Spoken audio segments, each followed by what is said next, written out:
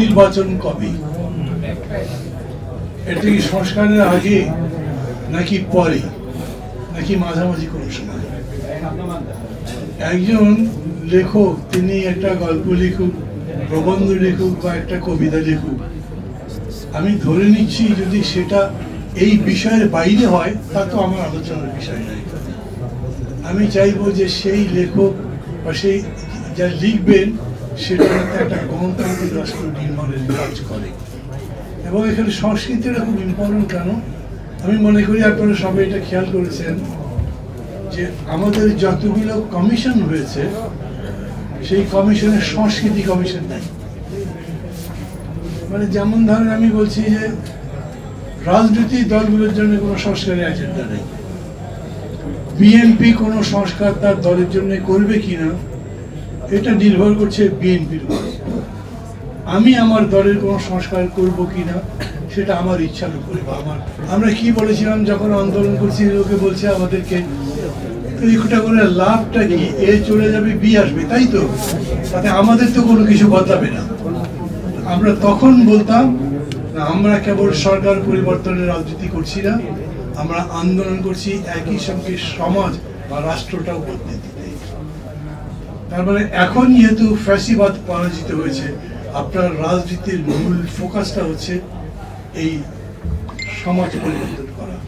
আর সমাজ পরিবর্তন করবার প্রশ্ন যদি আসে, তার জন্য সবচাইতে বেশি প্রয়োজন সংস্কৃতি নির্মাণ। আমি দেশের নেতা হয়ে যাচ্ছি কিন্তু আমি ভেতরে ভেতরে একটা ছোট লোক, আমাকে দিয়ে কি হবে? আমি দেশের নেতা হয়ে যাচ্ছি কিন্তু আমি আমার দেশের পরিবর্তন সম্পর্কে ধারণাই রাখি না। এখন অবশ্য একটা সুবিধা কি হয়েছে জানেন, সমাজতন্ত্রের পরিবর্তনের পরে যে আমেরিকার নেতৃত্বে একটা ইউনিপোলার ওয়ার্ল্ড হয়েছে, এখন বাংলাদেশ বিএনপির নেতৃত্বে একটা ইউনিপোলার ওয়ার্ল্ড। আগামী নির্বাচন যখন হবে সেই নির্বাচনের মূল স্টেক হোল্ডার কে? Sure BNP. তার প্রতিদ্বন্দ্বী কে? অপোজিশন কে থাকবে? মানে এরকম কেউ থাকতে পারে যার নাম আমি এখন বলতে চাই, এটা পাবলিসিটির মতো হতে পারে, বাদ দিচ্ছে এই জন্য। কিন্তু এটা এরকমই একটা ডিফিকাল্ট কোয়েশ্চেন হয়ে গেছে যে আমরা অনেকে বুঝি নাই এত বড় লড়াই, এত বড় আত্মত্যাগের পরে সেই শক্তি আগের চাইতে অনেক বড় শক্তির রূপে আবির্ভূত হবে। এখন আবার বলছি গণতন্ত্র নির্মাণ করব, একটা নতুন দেশ গড়ব, সেই নতুন দেশের উপযোগী সংস্কৃতি মানে প্রথমত পলিটিক্যাল কালচার যদি না হয় তাহলে সেই দেশ গড়বে না। এখন এরকমই হচ্ছে যে যারা যারা জিতেছেন বা জেতেননি, জেতার জায়গায় আছে, দে আর টেকিং অল। হচ্ছে তো নাকি?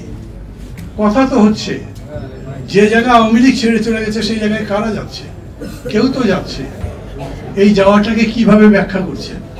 এই যাওয়ার পরবর্তী রেজাল্ট কি হবে এটা বোঝার জন্য নিশ্চিতভাবে রাজনৈতিক দলগুলোকে লায়াবল করতে হবে to the people right now, এখনই করতে হবে। এবং আমি প্রথম দায়িত্ব মনে করি সংস্কৃতি যারা করছেন, যদিও কেউ একজন বলেছেন যে আগে এই ফ্যাসিবাদের বিরুদ্ধে যে সংস্কৃতির কর্মীরা লড়াই করেছে, আমি সংস্কৃতি কর্মীদের লড়াই খুব ফ্যাসিবাদের বিরুদ্ধে দেখিনি।